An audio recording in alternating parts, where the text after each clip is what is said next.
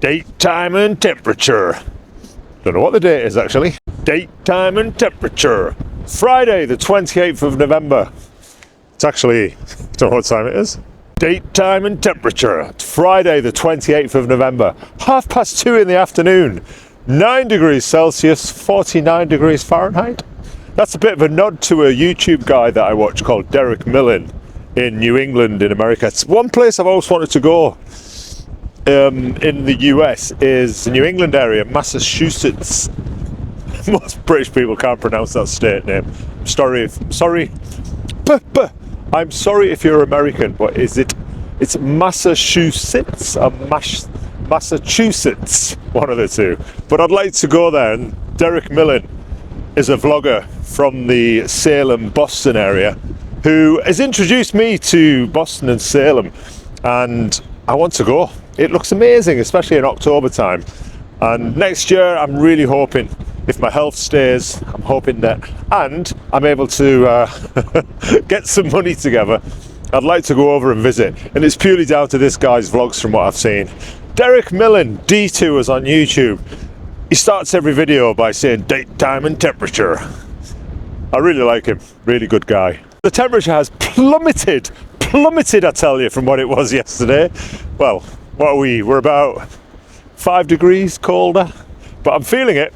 But I've got my gloves on today. I've got my touch screen gloves, which they're actually all right. I was about to go and spend £40 on a pair of Rab gloves with leather palms because I saw that you could operate tech with them, like phones and cameras and such. But then I saw these ones on Amazon for £8. Good old Amazon to the rescue. The only thing is they've got snot all over them now. What is it about cold weather that just makes your nose instantly run? I think I'm going to have to crack out my winter coat soon as well. This one's no longer serving its purpose. I mean, it is only a thin insulated jacket, but big coat's going to have to come out if I'm going to continue doing these almost daily vlogs along the beach here. I mean, this is the third day in a row I've been out to record a video. But like I say, I'm here most days anyway, walking Ella.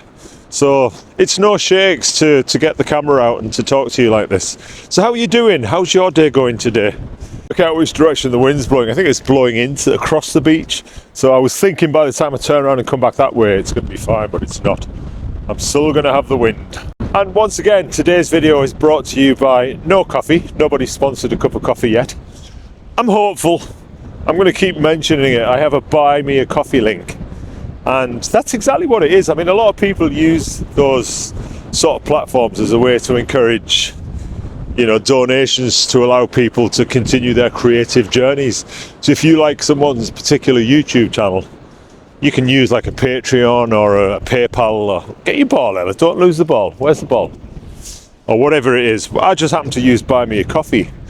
But it's called Buy Me a Coffee, but somebody sends you for £5, you know, $10, whatever it is.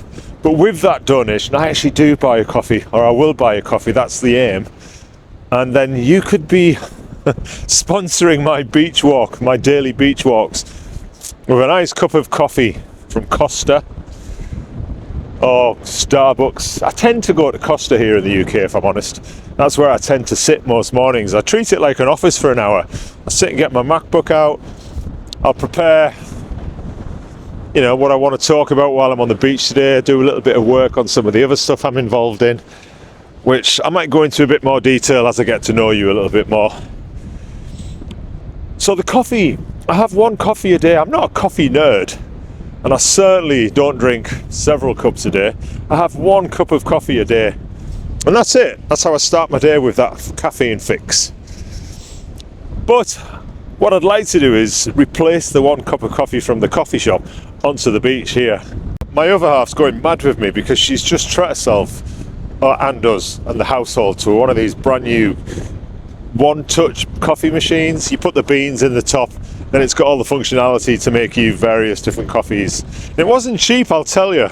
So that's kind of a Christmas present to herself. She wanted a coffee machine, and she goes mad with me because, as far as she's concerned, that replaces my daily trips to the coffee shop.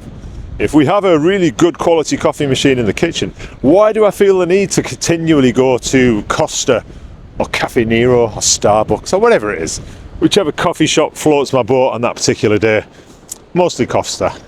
I should have shares in that place if I'm honest. But for me, it's not just about the coffee. I don't go into the coffee shop purely just to pay £5 for a coffee every day. I treat it as a bit of an office space for an hour. And I've got to know so many amazing people.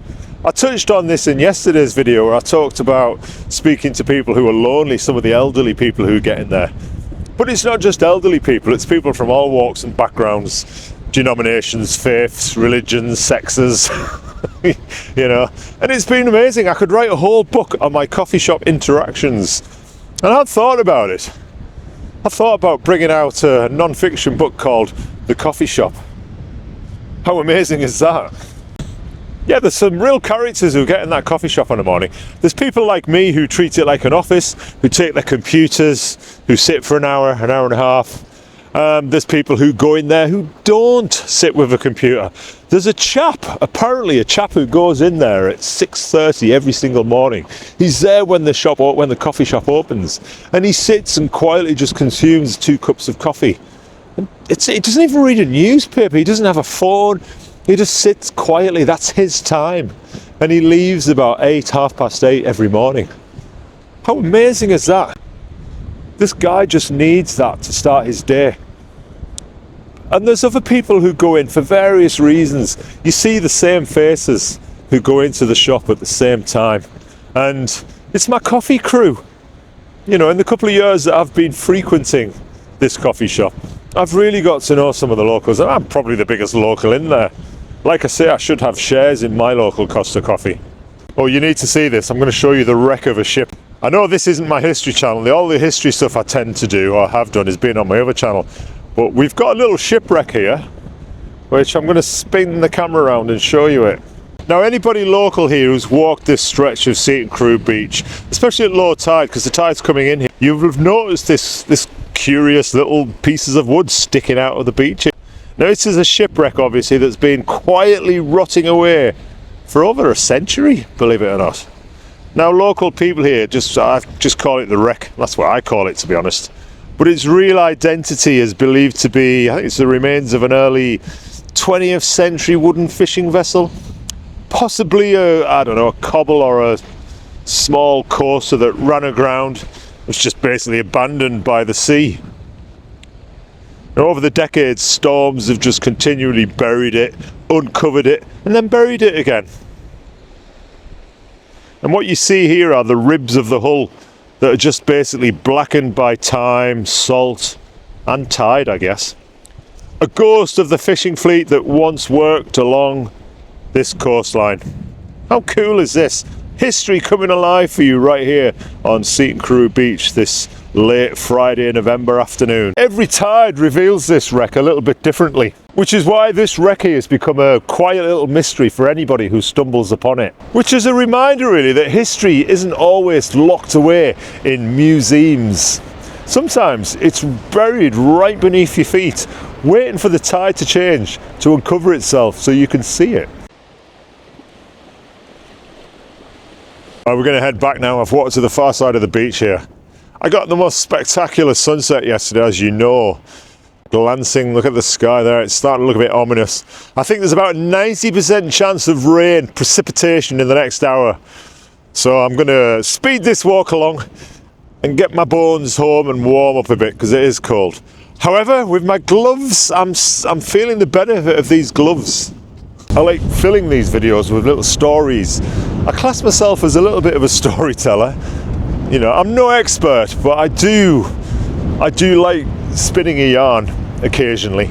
And I see these videos as being the perfect opportunity for me to get to know you and tell you some stories as we wander along the sands here. The sands of time. And I see no reason to not keep doing these. Yes, I know I'm not getting any views, and I know that that's just the way it is at the minute. That's not to say I won't. That's not to say that somebody won't buy me a coffee one day, and then somebody else buys me a coffee, and then somebody else. And the views start going up, and people start watching more and more of my videos and think, this guy's all right. I could spend 10 minutes listening to him waffle on about whatever it is he wants to get off his chest. Oh, that sky's starting to look broody. It's starting to look as though it's about to rain on me. Come on, let's get back to the car, Ella. Right, I'm going to end it there today because the rain's coming down and I don't want it to damage my camera. Come on, Ella. I've got a feeling it's going to absolutely trounce it down. So I'll be back tomorrow anyway. I'll probably do it's the weekend. I'll come down onto the beach, I'll record another video, I'll wrap myself up a bit warmer, weather depending, and I'll keep these videos going. What do you think of them? If anybody's watching, please leave me a comment. I want to know if I'm onto something. I've tried so many things with YouTube over the last few years. None of it's sticked. None of it's stuck. Nothing's really worked out. So I'm going to go down this path now. This is the new direction I want to take. These wisdom coastal beach walks where I just empty all my thoughts and say what's on my mind and share my wisdom, share my thoughts with you guys. But I've got a feeling I'm going to have to wrap this up because, like I say, I don't want to damage my camera here. So keep wondering, keep wandering. Remember, life is there to be lived. I've got a saying that I like, and I'm going to leave this video with this today. And it's this. It's live the life you love the life you live. And on that, I'll end it. And I'll say I'll see you on another video.